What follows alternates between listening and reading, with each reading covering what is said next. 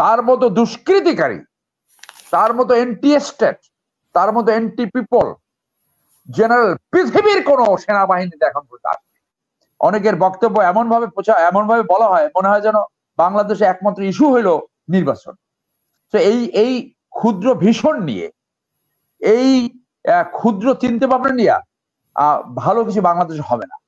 এবং এই যারা এই কথা বলে, ওইরা হলো লুটেরা তন্ত্র, লুটের জন্য বসে আছে যে দল ক্ষমতা আসলে তারা এই লুটপাট করবে। যদি আনসার এটা কন্টিনিউ করে, হক স্যার যেরকম বলছে, প্রয়োজন বোধে পুরো ফোর্স কি বাদ দেওয়া যায়, তাদেরকে একদম এখানে অবলোপন করা সম্ভব।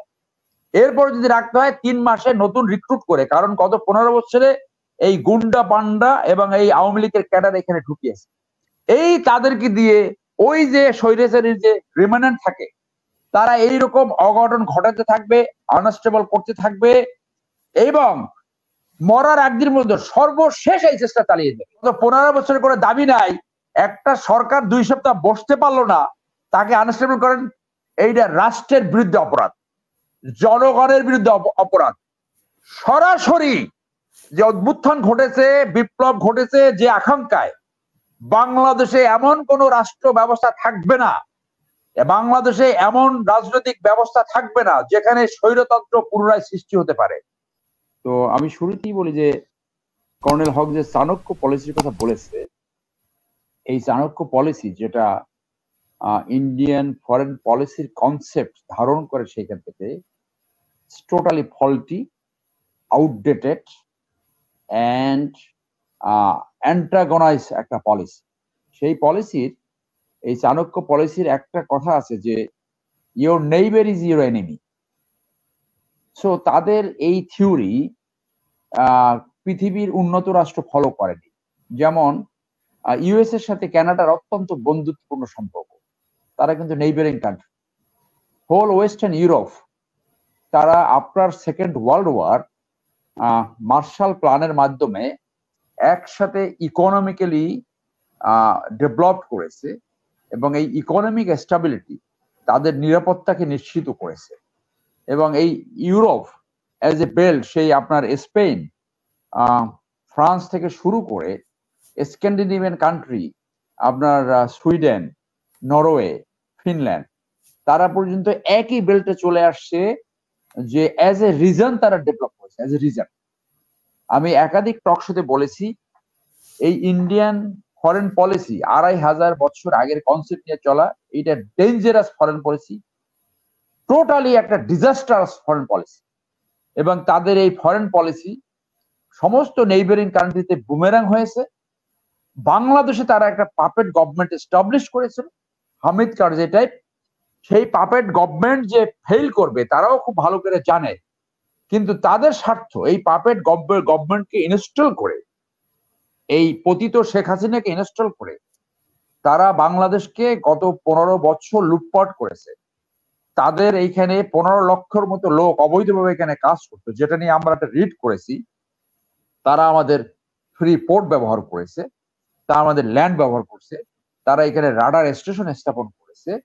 বাংলাদেশে বিমান নিয়ন্ত্রণ করার জন্য কোনো রাডার নাই, এবং আমাদের জমি ব্যবহার, আকাশপথ ব্যবহার করলে আপনার ওখানে একটা $500 একটা ফি আছে, যে বাংলাদেশের এয়ার স্পেসে ঢুকলি সেই রেভিনিউটা বাংলাদেশ পাবে।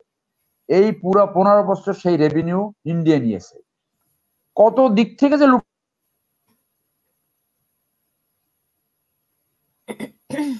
এইটাই ছিল তাদের মেইন অবজেক্টিভস। এবং সেইটা করার জন্য আমরা একাধিকবার বলেছি, আবার একটু রিফ্রেশ করি, যে আওয়ামী লীগের একটা ট্র্যাজেডি, যে আওয়ামী লীগ আজকে একটা ফ্যাসিস্ট গভর্নমেন্টে রূপান্তরিত হয়ে বাংলাদেশ থেকে বিতাড়িত হয়েছে। এবং এই ফ্যাসিজম ভারত এইটাকে, তাদেরকে এই ফ্যাসিজমে পুশ করেছে। কিভাবে? প্রথমে বিডিআর হত্যাকাণ্ড করে আমাদের সশস্ত্র বাহিনীকে আঘাত করা হলো, তাদের প্রফেশনালিজম। বিডিআর হত্যাকাণ্ড ঘটিয়েছে, মানে ইন্ডিয়া ঘটিয়েছে। এরপরে 11 সালে আপনি যদি একটা পাতানো কু, যে কুয়ের মাধ্যমে জেনারেল কামরুজ্জামান সহ 24 জন অথবা 25 জন অফিসারের চাকরি গিয়েছিল। সেই 25 জন অফিসারের ভিতরে 24 জন অফিসারের দাড়ি ছিল। অর্থাৎ সেনাবাহিনীতে ধর্মকর্ম করা যাবে না। সেইটা ছিল second blow to the arm forces, যে তোমরা যদি কোনো কথা বলো তাহলে তোমাদের পরিণতি এরকম হবে। অর্থাৎ প্রথমেই তারা সশস্ত্র বাহিনীকে হিট করলো, এবং এই সশস্ত্র বাহিনীকে এখানে নেওয়ার জন্য যে লোকটি কাজ করেছে সে হলো তারেক সিদ্দিকী। তার মতো দুষ্কৃতিকারী, তার মতো এন্টি স্টেট, তার মতো এন্টি পিপল জেনারেল পৃথিবীর কোন সেনাবাহিনী এখন পর্যন্ত আসবে। এবং তার এই দুষ্কর্ম সফল করার জন্য, এক্সিকিউট করার জন্য সে একটা গ্যাংস্টার টাইপ কিছু অফিসারকে প্রমোশন দিচ্ছে এবং তাদেরকে দিয়ে এই 15 বছর অপকর্ম দুষ্কর্ম চালিয়ে গেছে। আপনি নিশ্চয়ই জানেন পতিত সরকার যে ফ্লাইটে গিয়েছে এই একই ফ্লাইটে সে পলায়ন করেছে বাংলাদেশ। অর্থাৎ সে কিন্তু এখন দিল্লিতে আরাম আয়েশ এবং মোলায়েম করছে। তো তাহলে এইটা গেলে একটা দিক। আরেকটা হলো জুডিশিয়ারিকে অ্যাটাক করা ছিল, যে জুডিশিয়ারি যাতে জনগণের পক্ষে না দাঁড়াতে পারে, যাতে ন্যায় বিচার না করতে পারে, এবং যাতে এই পাপেট গভর্নমেন্টের অবজেক্টিভ উদ্দেশ্য সাধন করতে পারে। সেই জন্য সুপ্রিম কোর্টে তখন বলা হতো যে Bangladesh Awami League supreme court branch, Bangladesh Awami League supreme court branch, এইগুলা এই যে শেষ নিকট অতীতে, যার জন্য ওখানে প্রমোশনের এলিভেশন, জাজশিপে এলিভেশনের একমাত্র কনসিডারেশন ছিল পলিটিক্যাল অ্যালায়েন্স, ক্ষমতাসীনদের পলিটিক্যাল অ্যালায়েন্স এবং ইন্ডিয়ার সাথে সম্পর্ক রয়েছে কিনা। এবং আমরা কিছু জজদের ভিতরে দেখেছি যে তাদের কথাবার্তায় জাজ সুলভ কোনো কথাবার্তা ছিল না, একটা অ্যারোগ্যান্স, ক্ষমতার যে একটা দম্ভ, সেই দম্ভ আমরা তাদের কথায় দেখেছি, যেটা এই পতিত প্রধান বিচারপতি হাসান সাহেব বলেছিল যে কোটা আন্দোলন নিয়ে কিসের আন্দোলন। আপনার অ্যাটর্নি জেনারেলকে বলেছিল যে কোটা আন্দোলন, কোটা নিয়ে কিসের আন্দোলন, এই কথাটা বলেছিল। তো এইগুলো করে তারা পৃথিবীর নিকৃষ্টতম উদাহরণ সৃষ্টি করছে, যে জন আন্দোলনের মুখে তারা একসাথে 6 জন বিচারপতির পদত্যাগ করতে বাধ্য হয়েছে। এ থেকে লেসন লার্ন করতে হবে। এখন আপনি আসেন যে যখন একটি বিপ্লব, অনেকে এইটাকে ব্যাখ্যা করে, আমি অনেক সাংবাদিকদের কথা শুনলাম, এটাকে বিপ্লব বলতে চায় না, আমি তাদের সাথে একমত না। দিস ইজ বিপ্লব। বিপ্লবের বিভিন্ন ফর্ম থাকে।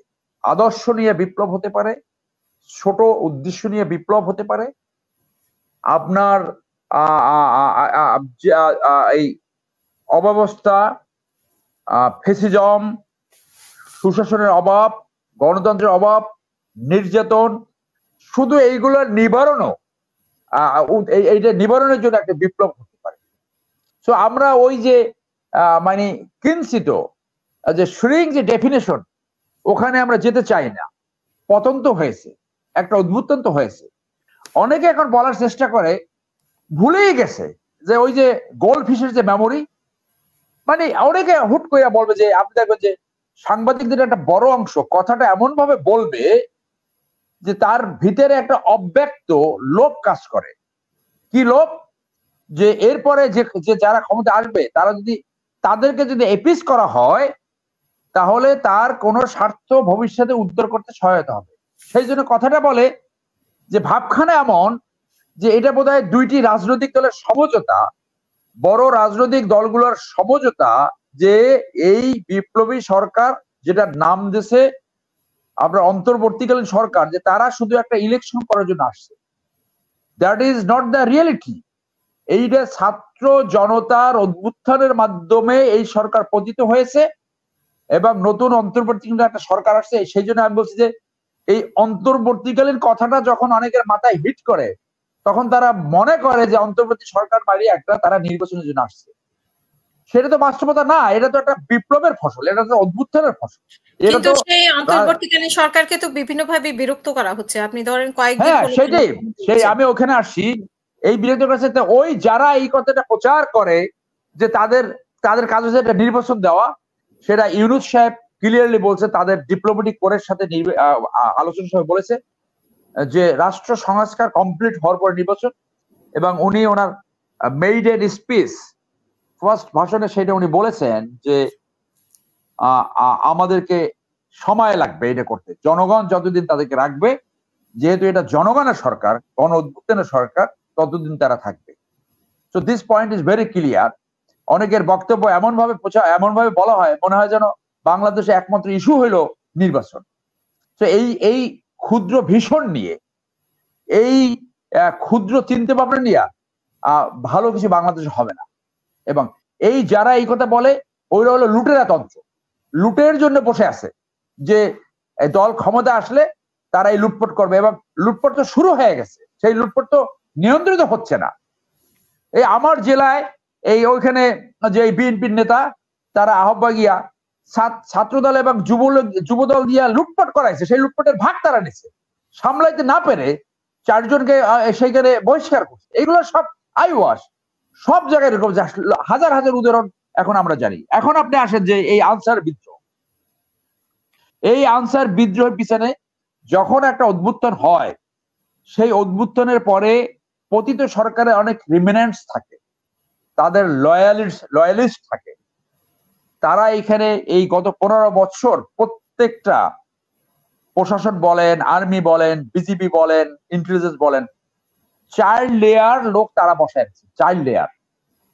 তো তারা, তাদের পরিস্থিতি এমন যে তারা এত লুটপাট করেছে যে এই বিপ্লবী সরকার, অভ্যুত্থানকারী সরকার যদি সফল হয়, তাহলে তারা বিচারের সম্মুখীন হবে, তাদের সম্পত্তি রাখতে পারবে না, এবং এবং তারা অনেকেই জেল খাটবে, অনেকের ফাঁসি হতে পারে, কারণ এখানে গণহত্যা হয়েছে, মানবতা বিরোধী অপরাধ হয়েছে, যার জন্য তারা বিভিন্ন ভাবে চেষ্টা করবে। সেই চেষ্টার প্রথম অংশ ছিল জুডিশিয়াল কু করার চেষ্টা, অপচেষ্টা, যেটা থামিয়ে দেওয়া হয়েছে।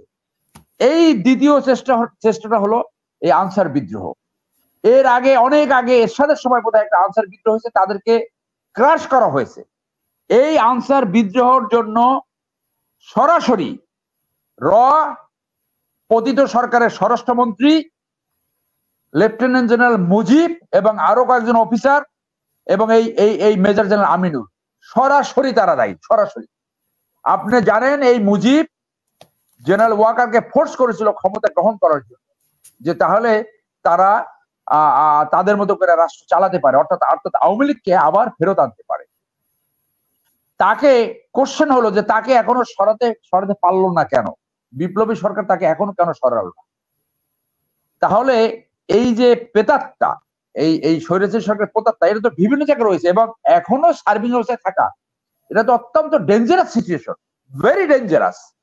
তো এই যে যারা এখন যারা রাষ্ট্র পরিচালনা করছে, আমরা ভিতর থেকে জানতে পারলাম যে এখন পূর্ণ নিয়ন্ত্রণে ডক্টর ইউনূসের সরকার।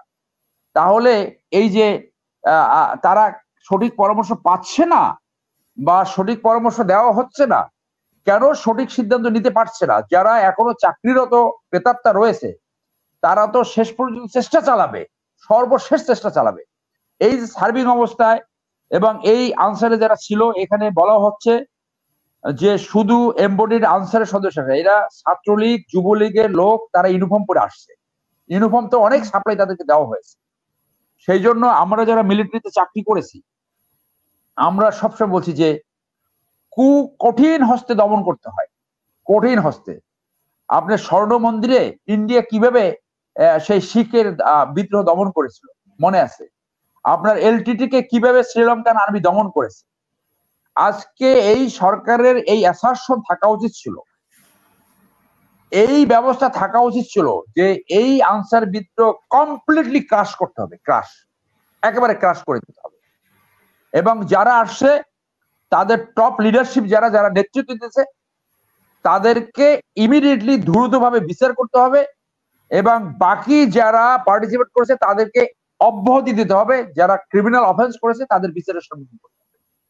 বাংলাদেশে এত বেকার মানুষ রয়েছে, এইটা 3 মাসে যদি আনসার এটা কন্টিনিউ করে, হক স্যার যেরকম বলছে, প্রয়োজন বোধে পুরো ফোর্স কি বাদ দেওয়া যায়, তাদেরকে একদম এখানে অবলোপন করা সম্ভব। এরপর যদি রাখতে হয় 3 মাসে নতুন রিক্রুট করে, কারণ গত 15 বছরে এই গুন্ডা পান্ডা এবং এই আওয়ামী লীগের ক্যাডার এখানে ঢুকিয়েছে। এই তাদেরকে দিয়ে ওই যে স্বৈরাচারীর যে রিমান্ডেন্ট থাকে, তারা এইরকম অঘটন ঘটাতে থাকবে, আনস্টেবল করতে থাকবে এবং মরার একদিন মধ্যে সর্বশেষ এই চেষ্টা চালিয়ে যাবে। সেই জন্য আমরা এই প্রোগ্রামের মধ্যে পরামর্শ দিচ্ছি যে সমস্ত প্রতিষ্ঠান যেগুলো স্পেশালি ইউনিফর্ম পরে, যারা অস্ত্র নিয়ে ডিউটি করে, সেনাবাহিনী, ইন্টেলিজেন্স, বিজিপি, পুলিশ, আনসার, এর টপ লেভেলে যারা আছে, আপনি সব 100% একসাথে আপনি ডিসমিস করতে পারবেন না। তাহলে ডেঞ্জারাস যারা, তার 50% প্রথম সরাইতে হবে, আর 50% কে আস্তে আস্তে ফিউজন করতে হবে। তো আমরা সেনাবাহিনী কি দেখলাম, একজন জিয়াকে বরখাস্ত করা হলো, বরখাস্ত না, পোস্ট রিটায়ার করা হলো, তাকে আপনি আটকালেন, আর নেভির একজন অফিসার। আর বাকি কি তুলসী পাতা ধোয়া? তাদের বিরুদ্ধে আপনি ব্যবস্থা নিচ্ছেন না এখনো। এই ব্যবস্থা না নেওয়ার অর্থ হলো যে আজকে যে অন্তর্বর্তীকালীন সরকার, বিপ্লবী সরকার, আপনি আপনাদের জন্য বিপদ ডেকে আনছেন, আপনি আপনাদের জন্য ডেঞ্জারাস সিচুয়েশন সৃষ্টি করছেন। এবং আজকে যদি এই বিপ্লব ব্যর্থ হয়, তাহলে শুধু আপনারা হারবেন না, আসিফ নজরুল হারবে না, প্রফেসর ইউনূস হারবে না, পুরো বাংলাদেশ হেরে যাবে। বাংলাদেশ আবার অতল গহ্বরে চলে যাবে। বাংলাদেশে ভয়াবহ নির্যাতন, লুটপাট, ইন্ডিয়ান প্রভাব অকল্পনীয় ভাবে আবার এখানে আবির্ভূত হবে, এবং যারা এই বিপ্লবের সাথে জড়িত তাদেরকে ক্রাশ করে দেবে, তাদেরকে নিশ্চিহ্ন করে দেবে, তাদের পরিবার, তাদের সম্পত্তিকে নিশ্চিহ্ন করে দেবে। তো সেই জন্য আমরা বলছি যে এই এনজিও এবং গ্রামীণ টাইপ যে বিপ্লবী সরকার, তাদেরকে ইমিডিয়েটলি তাদের এই পরিধি বৃদ্ধি করতে হবে। যারা এবং যে এই যে অভ্যুত্থান এবং যারা এই বিদ্রোহ দমন করতে পারে, সেরকম এক্সপার্ট লোক নিতে হবে। একজন জেনারেল হাফিজকে নিলে হবে না। এখানে যারা হিলট্রাক্সে চাকরি করেছে, যারা যারা যে কোনো পরিস্থিতিতে সাহসী সাথে কাজ করতে পারে, যারা পরিস্থিতি অ্যাসেস করতে পারে, যাদের ইমেজ ভালো, তাদেরকে সামনে আনতে হবে। তাদেরকে এই সরকারকে ইনক্লুড করে জাতি গঠনে তাদেরকে সুযোগ দিতে হবে। যে কোনো ইউনিফর্মধারী বাহিনীর দাবি আদায় করার একটা প্রক্রিয়া আছে। তারা তাদের কমান্ড চ্যানেলে আবেদন করবে, কমান্ড চ্যানেলে আবেদন করে সেই কমান্ড চ্যানেলে তারা হেড অফ দ্য এক্সিকিউটিভ তার কাছে পাঠাবে, তারা তাদের মতো সিদ্ধান্ত নেবে। 15 বছর আপনাদের কোনো দাবি ছিল না, গত 15 বছরের কোনো দাবি নাই। একটা সরকার 2 সপ্তাহ বসতে পারলো না, তাকে আনস্টেবল করেন। এইটা রাষ্ট্রের বিরুদ্ধে অপরাধ, জনগণের বিরুদ্ধে অপরাধ। সরাসরি যে অভ্যুত্থান ঘটেছে, বিপ্লব ঘটেছে, যে আকাঙ্ক্ষায় বাংলাদেশে এমন কোন রাষ্ট্র ব্যবস্থা থাকবে না, বাংলাদেশে এমন রাজনৈতিক ব্যবস্থা থাকবে না যেখানে স্বৈরতন্ত্র পুনরায় সৃষ্টি হতে পারে, যেখানে লুঠেরাতন্ত্র, মাফিয়াতন্ত্র এবং এইরকম অত্যাচারী একটা সরকার হতে পারে। তাহলে যারা আজকে এই বিপ্লবী সরকারকে 2 সপ্তাহ যাইতে পারে না আনস্টেবল করতে চায়, তারা বিপ্লবের বিপরীতে, তারা বিপ্লবের এগেনস্ট অবস্থান নিয়েছে, যেটা জনস্বার্থ এবং দেশের স্বার্থে আপনার অবস্থান নিয়েছে, এবং যেটা সরাসরি বিদ্রোহ, সংবিধানের 7 ক অনুযায়ী রাষ্ট্রের বিরুদ্ধে অবস্থান নিয়েছে। অতএব এই আনসার বিদ্রোহে যারা পার্টিসিপেট করেছে, তাদেরকে tomorrow by next 24 hours action has to be taken. 145 জনকে অ্যারেস্ট করেছে,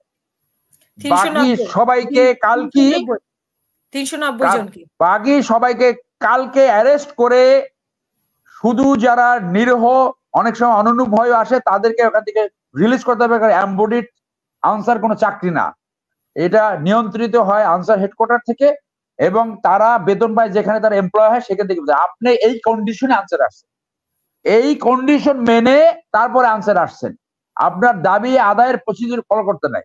অতএব যে অ্যাকশনটা আজকে এই বিপ্লবী সরকারের নেওয়া উচিত ছিল, সেই অ্যাকশন তারা নেয় নাই। তাদের একটা বিড়াল প্রথম রাত্রে মারার একটা সুযোগ আসছিল, তাদের অ্যাসারশন, অন্তর্বর্তী সরকারের কমান্ড, তাদের কমিটমেন্ট দেখাবার একটা সুযোগ আসছিল, সুযোগ চলে যায় না, এখনো সেই সুযোগ আছে।